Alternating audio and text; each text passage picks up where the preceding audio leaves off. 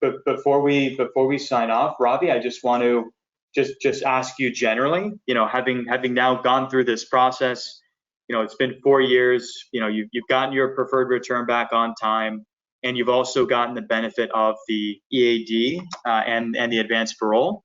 Could you share some, thoughts about the experience and what you would tell new investors today who are considering making an EB-5 investment? What are the things they should be aware of and to really focus on? And then just generally, what has this investment kind of done for your lifestyle, for your flexibility, and was it worth it, right?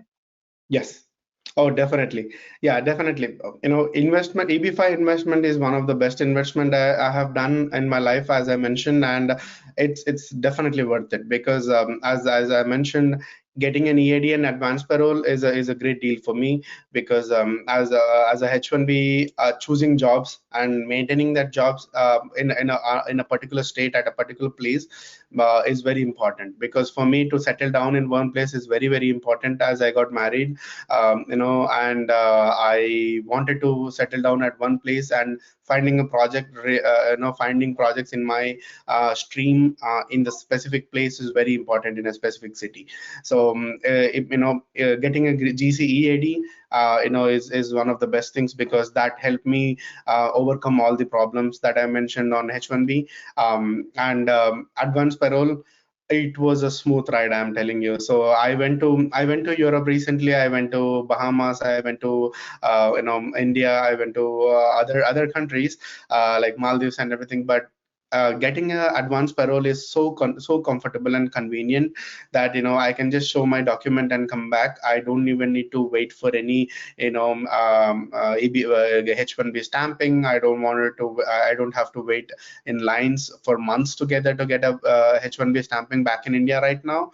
So it is tough right now to get a H1B stamping in India.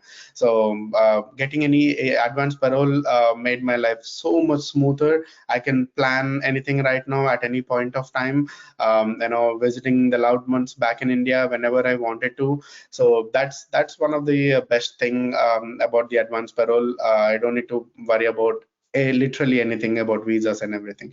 And the only thing I would like to suggest for the future investors is choose a project that is that has a successful history. Choose a regional center that has a successful history, and the only thing they have to choose in investing a project is whether it comes under TEA, which is which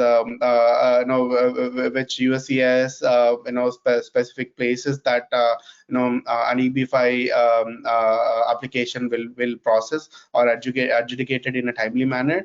So I would say try to find some projects that have that are TEA compliant, like the Boynton Beach project or the Saltaire project, which has 10% adjudicating. They adjudicate it faster, and because there are set aside visas, like 10% set aside visas for these TEA projects.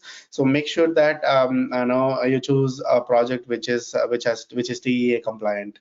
That's the only thing, because that will make sure that your application is adjudicated in a faster pace rather than going with all the others who are in the backlogged countries. That's the only thing I would suggest.